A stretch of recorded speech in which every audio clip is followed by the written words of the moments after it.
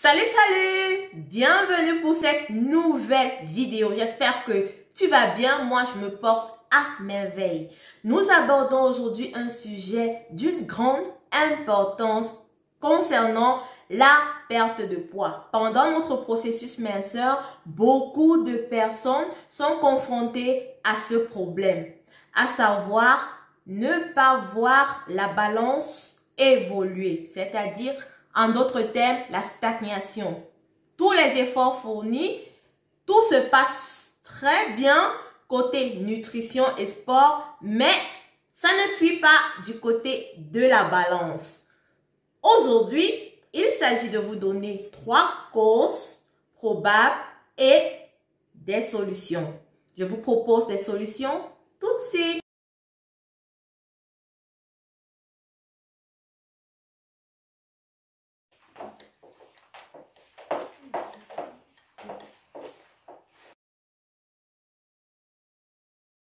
Bienvenue sur la chaîne Aide et restez motivé. Si tu es nouveau, je t'inviterai tout de suite à t'abonner et à enclencher la sonnette de notification. Et comme vous le savez, je remercie toujours ceux qui sont là depuis et qui me soutiennent à travers le like, leurs avis, leurs encouragements et leur partage. Je vous réitère mon grand merci. Merci de participer à mon épanouissement tout en recevant des conseils utiles. Il est tout d'abord à noter que pour qu'il y ait stagnation, il faut qu'on soit en train de suivre un régime, c'est-à-dire nous sommes en plein processus de perte de poids. Ce n'est qu'à ce moment-là qu'on peut constater une stagnation, c'est-à-dire on a commencé une cure, je ne sais pas, détox ou bien un suivi ou encore un rééquilibrage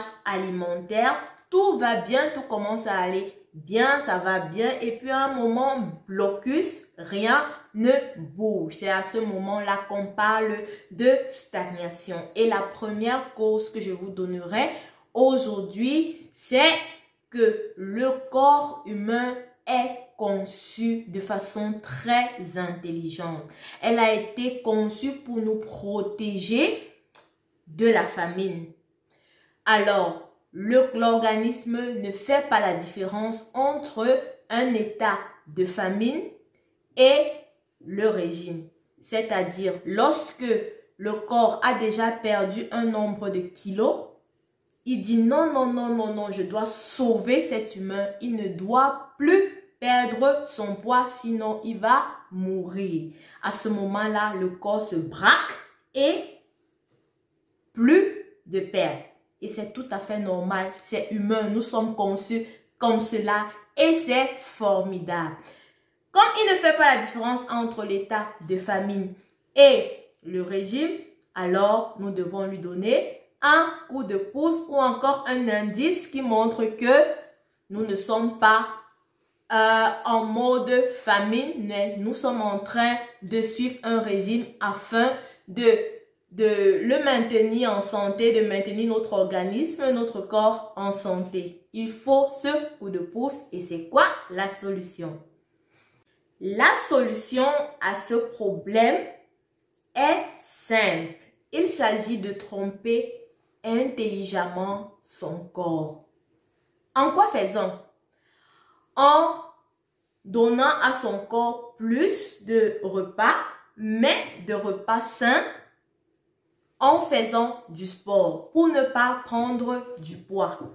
Mangez un peu plus, mangez plus régulièrement. Si vous mangez pendant le régime 2 fois par jour, commencez à manger 4 fois ou 5 fois par jour, mais choisissez ce que vous mangez. Comme ça, le corps ne va pas se sentir en danger. Il voit que vous êtes en train de lui donner quelque chose dont il dit « Ah, tiens, il n'est pas en danger, je lâche prise. » Voilà la solution. Mangez de façon intelligente. Mangez plus de façon intelligente. Ça peut être plus de calories, un peu plus. Si vous mangez 1000 calories, vous allez à 1500 calories, mais vous mangez en plusieurs repas et vous faites un peu plus d'efforts. Des efforts aussi malins. C'est-à-dire, vous n'allez pas faire que vos muscles subissent une grosse pression parce que ça donne toujours le signal au corps qu'il est en danger. Vous devez choisir des sports. Et pour cela, un coach est nécessaire. Quel genre de sport faire à ce moment-là?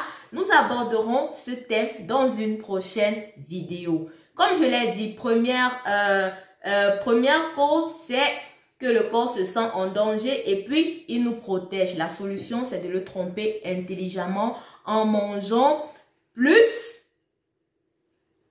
que ce soit côté calories, que ce soit régularité. Donc, comme je le disais, si vous mangez 2 fois par jour, commencez à manger 4 fois par jour et un peu plus en faisant des exercices pour ne pas prendre du poids.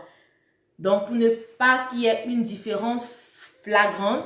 Donc, c'est ça la première solution et la première cause. Jusqu'ici, si tu n'es pas abonné, c'est que tu ne m'aimes pas. Je vais pleurer. S'il te plaît, abonne-toi. Like la vidéo, laisse un avis ou une question. Je me ferai toujours un plaisir de répondre. À la fin de la vidéo, merci de la partager pour aussi un tout petit peu m'aider. Je t'en prie. Nous passons à la deuxième cause et bien sûr, je vous proposerai une autre solution. La deuxième cause de stagnation probable, c'est le type de sport que vous effectuez. C'est-à-dire quoi? Si votre sport est de la musculation, c'est-à-dire vous travaillez très dur, alors vous verrez vos muscles gonfler. Et lorsque le muscle gonfle, on prend plutôt le poids. Ça veut dire lorsque vous mangez sainement et vous faites ce genre d'exercice, vous n'allez pas voir le résultat sur la balance. Et si vous vous focalisez sur la balance, à ce moment-là, vous allez vous décourager. Donc, la deuxième cause de stagnation, c'est le sport que nous effectuons. Quel genre de sport effectuons-nous pour perdre du poids? C'est là-bas que se pose le problème.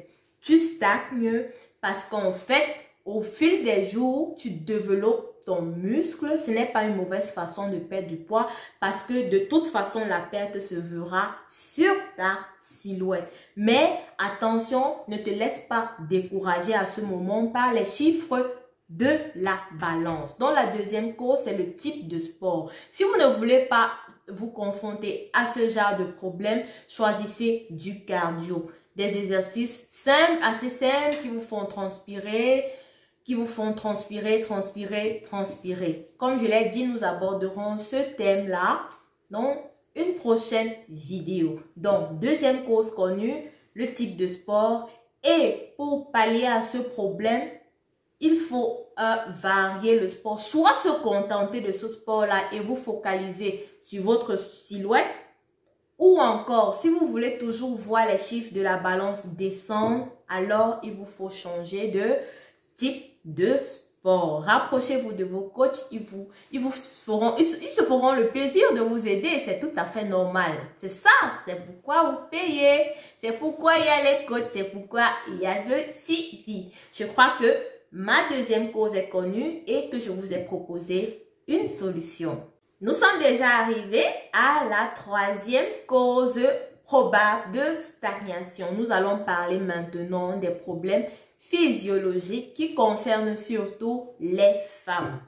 Beaucoup de femmes stagnent à un moment tout simplement parce que soit elles ovulent ou encore elles saignent. Qu'est-ce qui se passe à ce moment-là? Pendant l'ovulation, beaucoup de femmes font une grande rétention d'eau, ce qui annule le résultat de vos efforts sur la balance. Vous buvez, on dit de boire pendant le régime, c'est bien, mais cette eau ne sort pas pendant peut-être 3 jours d'ovulation. Et à la veille des règles, donc à la veille du saignement, il y a chez la plupart des femmes une grande rétention d'eau et qui va partir au fur et à mesure. Alors, pendant l'effort, pendant que vous êtes en train de suivre votre régime, si cela arrive, ne paniquez pas. Ça, c'est une stagnation passagère. Elle va passer si vous continuez de respecter votre mode de vie sain. Que ce soit un régime, que ce soit du rééquilibrage alimentaire, que ce soit n'importe quoi que vous faites pour la perte de poids, ne vous découragez pas. Il s'agit pour la solution de continuer son régime et d'attendre la fin soit de l'ovulation, soit des saignements et vous verrez en une fois le résultat. Un jour, vous allez vous rendre compte que vous avez fait beaucoup plus pipi que d'habitude et c'est ce jour-là que met fin votre stagnation. Donc, la solution, ce n'est pas de s'arrêter de dire « Non, je fais les efforts depuis 3 jours, je ne vois pas le résultat, donc je m'arrête. » Non, ne vous arrêtez pas. Soyez juste un peu patient, juste un peu patiente et vous verrez que le résultat va suivre. Je suis arrivée au terme de cette vidéo. On a parlé de 3 causes probables de stagnation. C'est-à-dire que le corps se met en mode de protection. Deuxième cause, le type de sport qu'on choisit. Troisième cause, l'ovulation ou les saignements chez la femme. Je vous ai proposé des solutions. J'espère que ces solutions vous aideront. Je vous souhaite beaucoup de courage dans vos efforts parce que je sais que c'est difficile. Moi-même, je le vis au quotidien, comme je le dis toujours. Et je partage avec vous mes expériences. Lorsque vous connaissez les causes de la stagnation, il est facile de les prévenir pour ne pas tomber dans le piège du découragement. Je vous souhaite une bonne journée ou une bonne nuit selon l'heure à laquelle vous me verrez. Et je vous retrouverai très bientôt pour un nouveau sujet qui certainement vous plaira. Si tu ne t'es pas abonné jusqu'ici, fais-le s'il te plaît. Merci de liker la vidéo, de laisser un commentaire gentil ou bien une question. Je me ferai toujours un plaisir de vous lire comme je le dis. Merci aussi de partager la vidéo dans vos groupes, sur vos murs. Ça me fera énormément plaisir.